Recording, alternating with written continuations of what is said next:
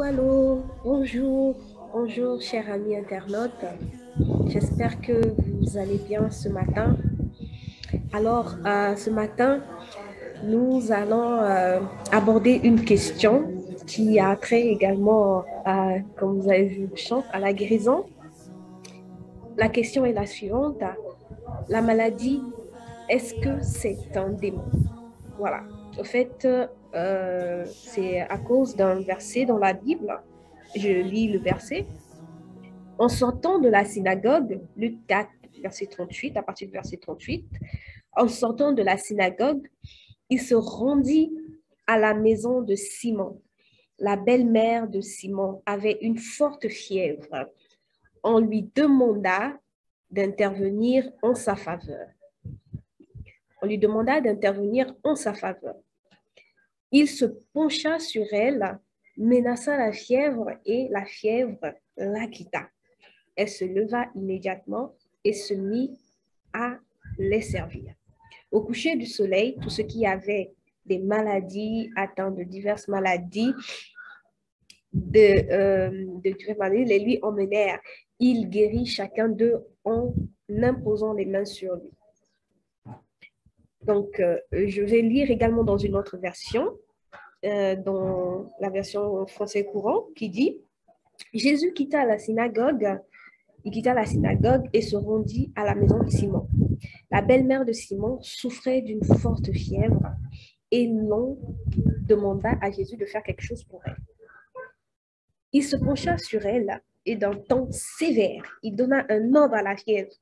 La fièvre la quitta et elle se leva aussitôt et se mit à les servir. Au coucher du soleil, tous ceux qui avaient des malades atteints de divers maux les emmenèrent à Jésus.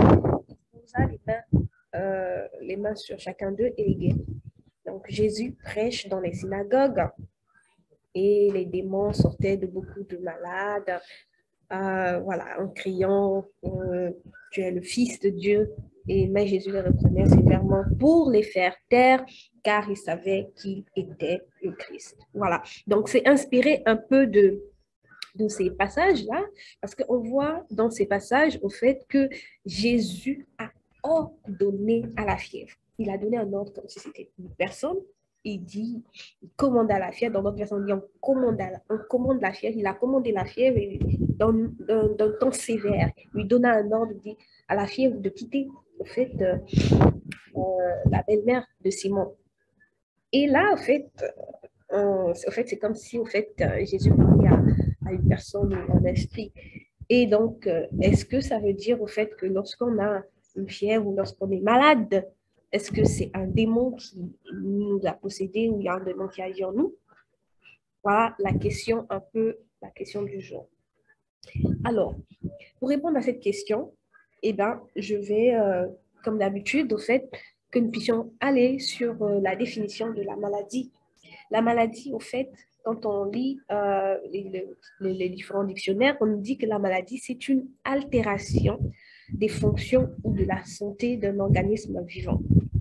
En fait, une altération, c'est quoi? C'est un changement en mal par rapport à l'état normal. Si on est comme ceci, alors à l'état normal, et si on a un mal quelconque, en fait, on est malade. Voilà. Et donc, la maladie, en fait, elle fait peur parce qu'elle est associée à des douleurs, on a mal, c'est vraiment quelque chose qui nous fait mal, on n'est pas dans notre état normal. Et parfois, en fait, la maladie conduit également à la mort. Donc, depuis la chute au Jardin d'Éden, donc il y a tous ces mots qui sont faits dans le monde, et heureusement pour nous vraiment que au ciel, il n'y aura plus de maladie. Alléluia. Vraiment, c'est une grâce. Mais on est toujours dans notre dilemme. Il y a toujours la maladie dans ce monde. Et la maladie, ce sont des démons qui agissent, est-ce que ce ne sont pas des démons?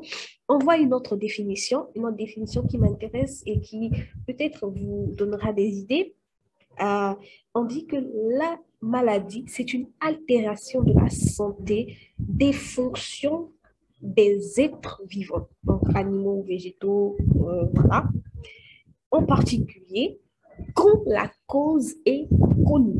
En fait, c'est vraiment cette partie-là qui m'a un peu intriguée encore lorsque j'ai vu quand la cause est connue. En fait, lorsque la cause est connue, on sait par exemple que tu es malade pour telle ou telle chose, euh, qui a altéré ton état normal, en fait, il y a une cause, au fait. Et donc, la cause est connue, tu as une maladie, et puis bon, les médecins, Dieu a donné la sagesse aux médecins pour détecter que, voilà, pour telle cause, c'est telle autre maladie.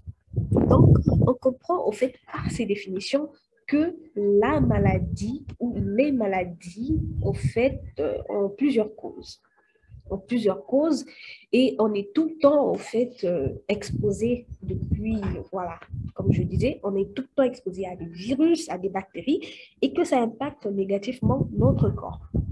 Et donc, en fait, c'est normal que nous puissions tomber malades, surtout si les défenses naturelles avant n'arrivent plus c'est-à-dire à faire face à certains virus ou bactéries. Donc, c'est normal que nous puissions avoir une maladie quelconque. Donc, la cause de la maladie est vraiment diverse. On peut vraiment être voilà, touché par une bactérie. Par exemple, si on se met à manger, je dis n'importe quoi, hein, un aliment qui est pourri, ok, ça ne, voilà, on va forcément avoir mal au ventre. Et ça ne veut pas dire que, oui, on a eu mal au ventre, ça veut dire que c'est un démon qui nous a possédé parce qu'on a eu la diarrhée ou quelque chose comme ça. C'est au fait que c'est parce qu'on a eu, au fait, on a mangé quelque chose qui est décomposé et donc ça a créé des réactions dans notre ventre. C'est normal, c'est pas un démon.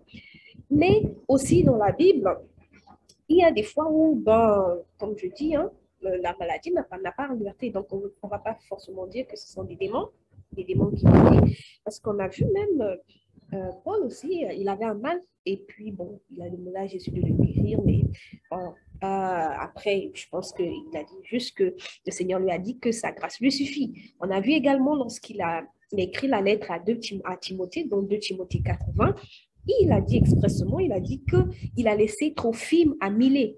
Et il a laissé Trophime à Milet, pourquoi? Parce qu'il était malade. Donc, bon, si la maladie, son état de maladie, en fait, était du genre un démon, il va dire, ok, je ne vais pas le laisser là-bas, je vais enlever le démon qui est en lui. Mais il dit, bon, oui, je l'ai laissé parce qu'il était malade. En fait, c'était comme une condition un peu normale, en fait, entre guillemets. C'est ce que je veux dire. Voilà. Donc, en fait, il y a des cas comme ça dans la Bible où la maladie n'a pas forcément été un cas d'alerte majeur, quelque chose comme ça. Mais il y a eu aussi des cas où la maladie était une occasion pour Dieu de manifester sa gloire. On l'a vu, au fait, dans l'histoire de la mort de Lazare. Je vais lire les versets, c'est très intéressant. Alors, on dit dans Jean 11, verset 3, à partir du verset 3, les deux sœurs envoyèrent quelqu'un dire à Jésus, Seigneur, ton ami est malade. Lorsque Jésus a appris cette nouvelle, il dit, la maladie de Lazare ne le fera pas mourir. Elle doit servir à montrer la puissance glorieuse de Dieu et à manifester ainsi la gloire du Fils de Dieu. Vraiment. Donc, il y a des cas comme ça où vraiment, c'est des situations où Dieu veut se glorifier, soit c'est-à-dire aux personnes qui sont autour, OK? Ou alors, c'est-à-dire, ça sera un témoignage vivant pour voilà, les générations futures et tout ça qui vont entendre parler de ce miracle de Lazare. Jusqu'aujourd'hui, on entend parler que Jésus a ressuscité Lazare et c'est vraiment gloire à Dieu. Et il y a aussi des cas où, c'est-à-dire vraiment, c'est le diable qui a envoyé des situations de maladie pour tenter la vie des justes. On prend le cas, par exemple, de Job. Job, qui était un homme pieux, et puis ben voilà, le diable a voulu au fait, c'est-à-dire il a demandé à Dieu, ok, parce que tu lui as tout donné, c'est pourquoi voilà, il te loue et tout ça, mais essaie de l'arracher tout, de le rendre malade et tout ça, et voilà, on va voir ce que ça va devenir s'il va continuer à t'adorer. Voilà, donc en fait, ce sont des cas où le diable, en fait, veut expressément tenter. Si tu es malade, tu vas abandonner ta foi, tu vas renier Dieu, etc. Donc, il y a des circonstances comme ça. Mais aussi d'autres causes dans la Bible. On a vu des cas où carrément ce sont des démons c'est-à-dire qui ont possédé la personne. Et ça, en fait, on voit ça dans un peu un peu comme dans le verset qu'on a lu, où si vous voulez, dans Luc 4, 41, Il y a une autre version dans Semeur, on dit, par exemple, que des esprits mauvais sortirent aussi de beaucoup de malades en criant.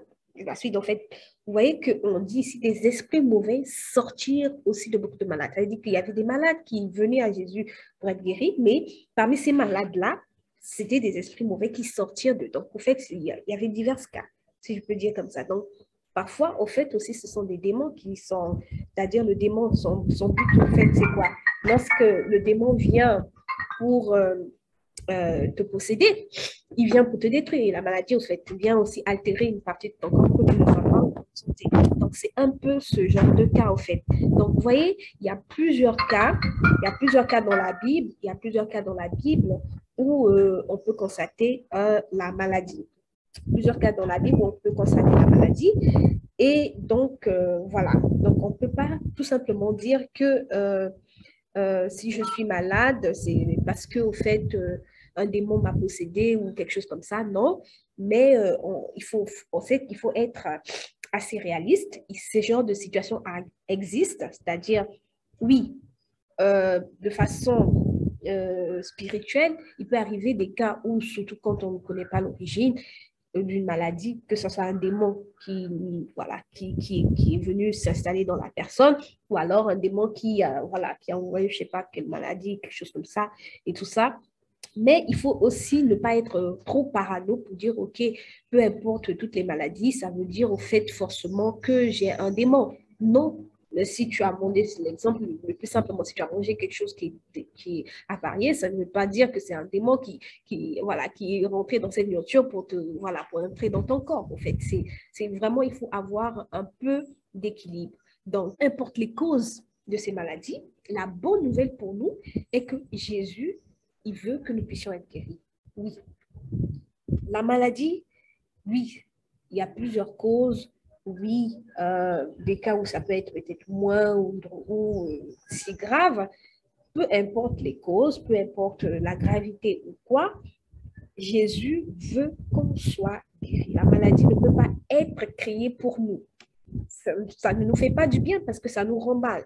Et Jésus ne veut pas ce qui est mal pour nous. Ce n'est pas notre finalité, la maladie. Donc, Jésus veut nous guérir.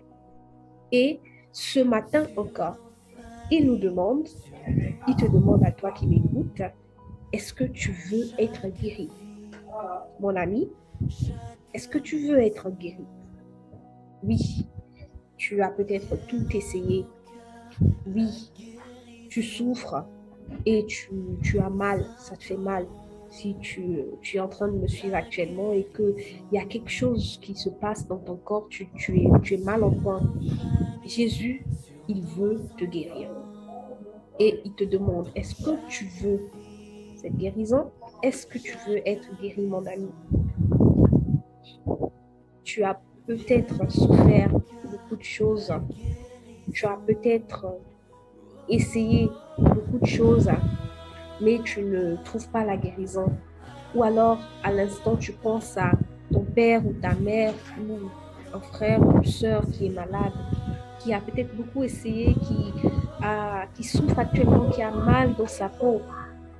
Jésus veut guérir cette personne. Jésus veut te guérir. Jésus veut guérir la personne pour qui tu es en train de penser. Alors, je veux vous encourager ce matin à prier avec moi et dire, Seigneur, merci. Merci parce que tu nous fais comprendre ce matin que la maladie n'est pas notre finalité. Tu nous fais comprendre ce matin que ta volonté est que nous puissions être guéris. Ta volonté est que nous puissions vivre dans une santé parfaite et te servir. On veut te dire merci Seigneur ce matin. Ce matin, je veux encore déclarer que mes os qui ont été desséchés sont restaurés. Je veux encore déclarer que mes os qui ont été brisés, Seigneur, sont restaurés. Que la partie de mon corps qui me fait mal actuellement, Seigneur, que tu l'as rétabli au nom puissant de Jésus. Seigneur, je déclare ce matin que j'obtiens guérison auprès de toi au nom puissant de Jésus. Merci pour la vie. Merci pour la restauration. Merci parce que je vais maintenant me lever et davantage te servir. Gloire à Jésus. Amen. Amen. On se dit à bientôt les amis.